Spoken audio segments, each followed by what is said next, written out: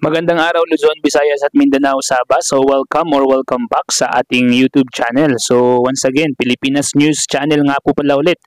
In this video, maghahatid po tayo ng mga balita na nangyayari po ngayon dito sa loob at labas ng ating bansa, mga kababayan. So umpisahan po natin dito po sa Rick Sports TV. Sinabi po dito, ating pambansang kamao only 8th Division World Champion Manny Pacquiao. Sinabi po niya dito, I'm so happy for what I have done in boxing. Yan po ay according sa ating legendary Manny Pacquiao. Sabi po niya dito sa baba, in the future, you might not see Manny Pacquiao again fight in the ring. I don't know. But for how many decades, I'm so happy for what I've done in boxing. I brought honor to the Filipino people and so proud to be a Filipino.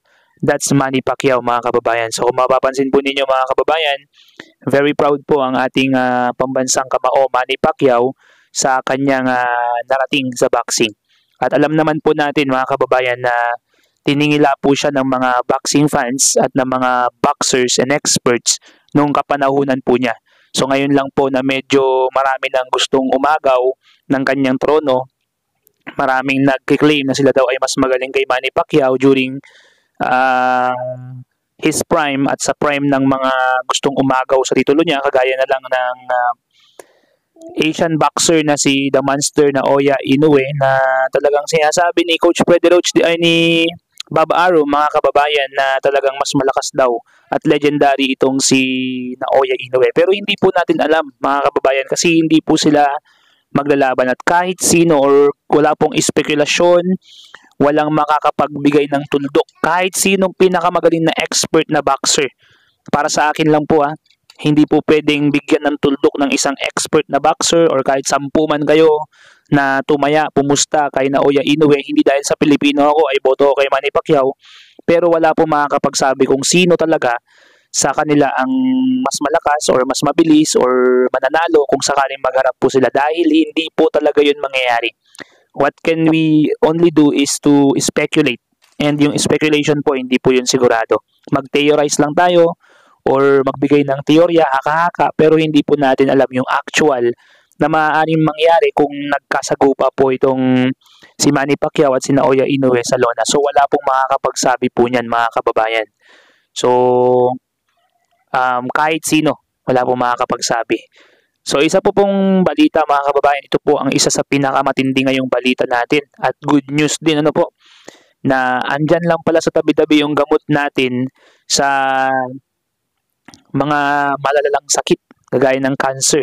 Sinabi po dito sa Engineering and Science Facebook page, research shows that spending 5 days and 4 nights in a forest environment can enhance the activity of natural killer cells in the body.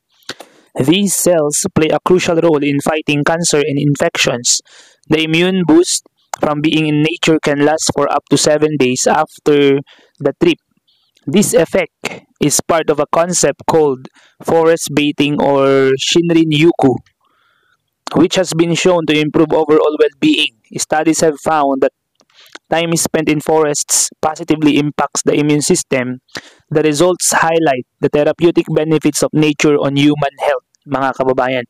So ito po yung isa sa mga balita po ngayon regarding our base from researches ng mga researchers natin, ng mga scientists and engineers regarding po dito sa cancer, na pwede po pala itong mapatay ng mga natural killer cells kapag tayo ay nanatili sa isang forest or sa isang liblib na lugar na puro nature lang ang nasa paligid natin.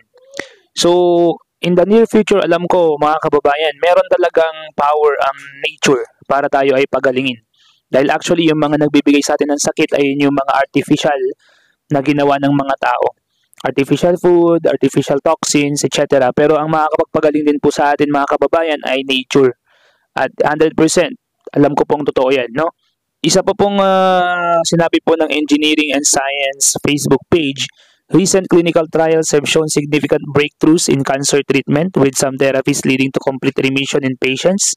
Immunotherapies, in particular, have shown promise in eliminating certain types of cancer. However, these results are not guaranteed for all patients, as cancer is complex and treatment effectiveness varies. The success of such treatments depends on factors like cancer type and individual response. While the advancements are promising, further research is needed to improve cancer therapies for a broader range of patients. These developments represent hope for future cancer treatments and cures. So kung mapapansin po ninyo mga kababayan, marami pong mga lumalabas ngayon na maaaring or possibilities sa paglaban or pagpuksa ng cancer sa mga katawan ng tao. At marami nga po yun. Pero ngayon po, nagiging matagumpay po yung mga researchers natin.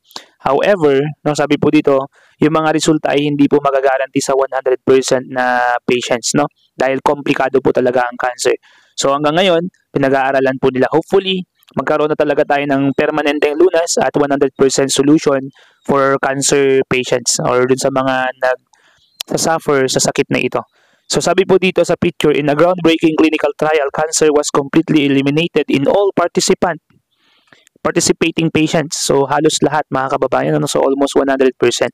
So ngayon, ini-enhance pa po nila yung mga therapies or mga treatments na ito for cancer patients to fight cancer diseases. So yan po yung mga nakalap nating balita mga kababayan. Kung nagustuhan po ninyo ang ating episode ngayon, paki-like naman po and paki-share po ang video na to. At shout out po sa inyong lahat. Maraming salamat po sa pagsuporta at pagsubaybay. Once again, this is Pilipinas News Channel. Pa-subscribe naman po ang ating channel. Once again, this is Pilipinas News Channel. Peace out.